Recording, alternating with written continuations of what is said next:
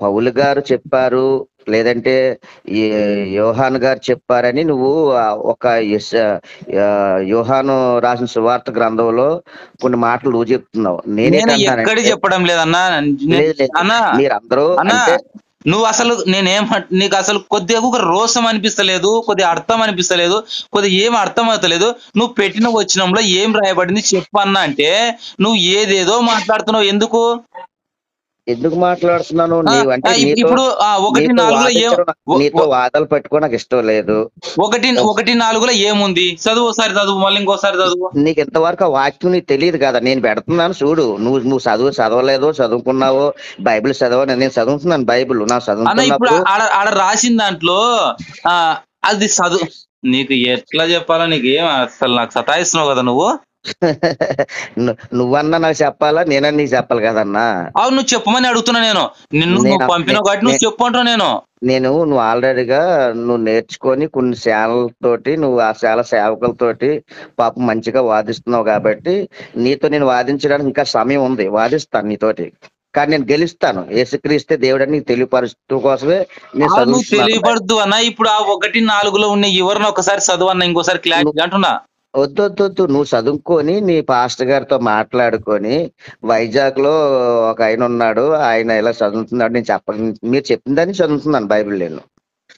మీరు చెప్పింది అప్పుడే చాలా రోజులు చెప్పాలబ్బా. ఏం అసలు నువ్వు భలే సతాయిస్తున్నావు నన్ను. నువ్వు ఆధార్ కార్డు అడ్రస్ పెట్టంటే ఎందుకు పెట్టడం లేదు? మనకెందుకు? మన గొడవలతో పని లేదు.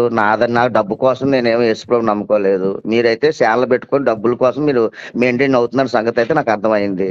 ఛానల్ ద్వారా డబ్బులు వస్తున్నాయా నాకు? ఏమో వచ్చి రావచ్చు, లేదంటే అమ్మా నాన్న సంపాదించిన డబ్బు అన్న ఉండొచ్చు మీ దగ్గర. అందుకే ₹1,00,000 ఇస్తానంటున్నావు యేసుక్రీస్తు దేవుడు కాదనేసి.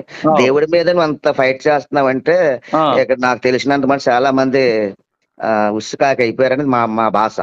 కానిలే, నేను దేవునికి వ్యతిరేకంగా ఉంటే అయితే మేలే ఆ విధంగానే.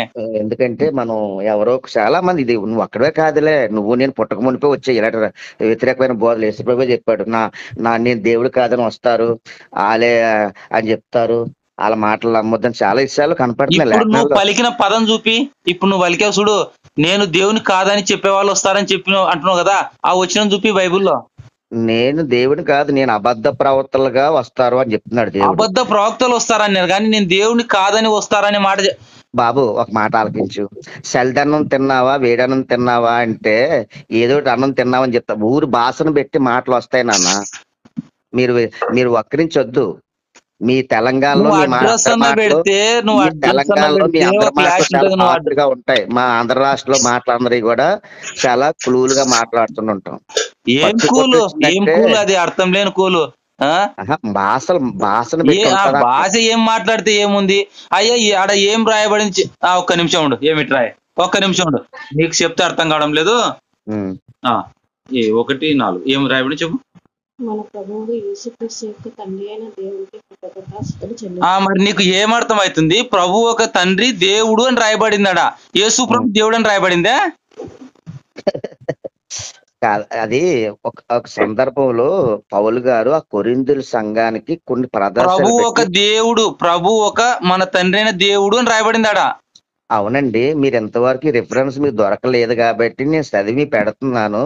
దీని మీద కూడా నేను దీన్ని నమ్ముతున్నాను కదబ్బా. నేను దీన్ని నమ్ముతున్నా కదా. నేను ప్రభు ఒక తండ్రి అయిన దేవుడు అని నమ్ముతున్నా కదా. ప్రభు అయిన యేసుక్రీస్తు ప్రభుకు తండ్రి అయిన దేవుడు ఉన్నాడని నమ్ముతున్నా కదా.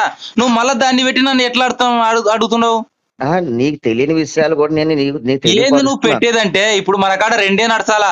పరిశుద్ధ గ్రంథంలో బైబుల్లో యేసుక్రీస్తు ప్రభు చెప్తున్న దేవుడు యేసు ప్రభు చెప్తున్న దేవుడా, లేదంటే చెప్తున్న యేసు ప్రభు దేవుడా, లేదంటే చనిపోయిన వాడు దేవుడా, ఆయన లేపిన వాడు దేవుడా? ఇది మన మధ్యన క్వశ్చన్. నువ్వు దానికి పెట్టు, ఏదన్నా ఉంటే నేను తెలుసుకుంటా. అలాగే పెడతాను. ఏంది పెడుతున్నావు నువ్వు?